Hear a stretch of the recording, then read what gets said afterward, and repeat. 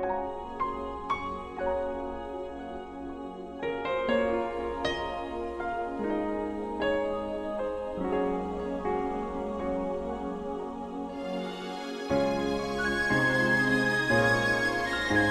day, viewer. You're very welcome to Public Relations Smith's Classroom, where you learn about the art and science of public relations and become practitioner by excellence. I am very glad to be here to speak today on the dynamics of public relations, and I hope you enjoy every bit of it. I am Dr. Ajasin, and I would be your tutor on this course called The Principles and Practice of Public Relations.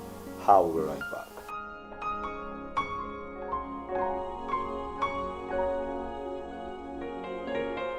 You're welcome back. The analytical definition of public relation is what we'll be looking at this moment. According to Socrates, he says, the beginning of wisdom is the definition of things.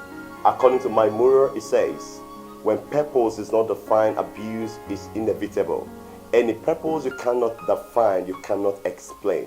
We shall be looking at the following outline in this segment of this course, which is what is public relations. We'll also be looking at what public relations is and also what public relations is not. Public relations can be examined from a variety of processes. The angle that we look at it tends to reflect our attitude, concern, and objectives about the discipline. What appears to be a consensus is the fact that public relations is a field of communication. The British Institute of Public Relations, now Chartered Institute of Public Relations, define public relations as a planned and sustained effort to establish and maintain goodwill and mutual understanding between an individual or organization and its public. An analysis of this institute position with regard to what public relations is indicates that public relations is not an effort made haphazardly. It is therefore a deliberately organized campaign, usually informed by the need to optimize the benefit of planning, which include effectiveness, conforming to the research steps. An analysis of the institute position with regards to what public relations is indicates that public relations is not an effort made haphazardly. It is therefore a deliberately organized campaign, usually informed by the need to optimize the benefit of planning, which include effectiveness, conforming to the research steps. The saying goes, he who fails to plan has planned to fail. It should not be taken for granted that professionalism in public relations emphasizes goals normally guided by clear objectives and pursued via careful selected techniques. We also find out that in the British Institute of Public Relations definition, the public relations practitioners are disposed to avoid the absence of continuity.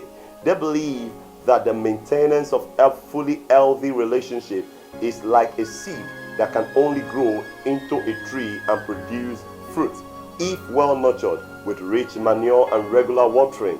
This is to say that we should cultivate and nurture our relationship in the profession of public relations so we can enjoy the goodwill it will bring to us through recommendations from clients and prospective customer, which I call a third-party endorsement. The definition equally suggests that public relations practice aims at reputation management and image building.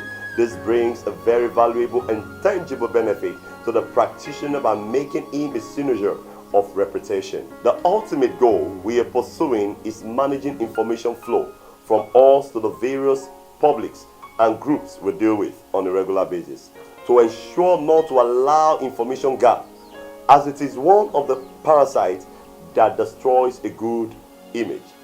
This will limit the activity that go on in the rumor mill, thereby helping the relationships we have by avoiding information gap. Having diligently managed our information flow, the opportunities to make ourselves, including our policies, objectives, visions, mission, programs, and activity understood, appreciated, and supported will become realistic. It is very important to take special note of the word publics. This word is a public relations register. This refers to the various groups that have clearly defined characteristics and who by their position and interest can help us achieve our objectives, thereby providing the need for us to keep communicating with them. They include, among others, customers, governments, students' union, media, transporter, professionals in different fields, educationists, name them, what of you? There is also the Mexican statement of public relations, which defines public relations as the art and science of monitoring and analyzing trends, predicting their consequences, counseling organizational leaders, and implementing a planned program of actions that can serve both an organization and the public interest. This definition was arrived at the City of Mexico in 1978 at a gathering of public relations practitioners around the world. From all indication, this definition appears to be more comprehensive. And instructive than the one earlier analyzed. Public relations is an art because it has to do with creativity.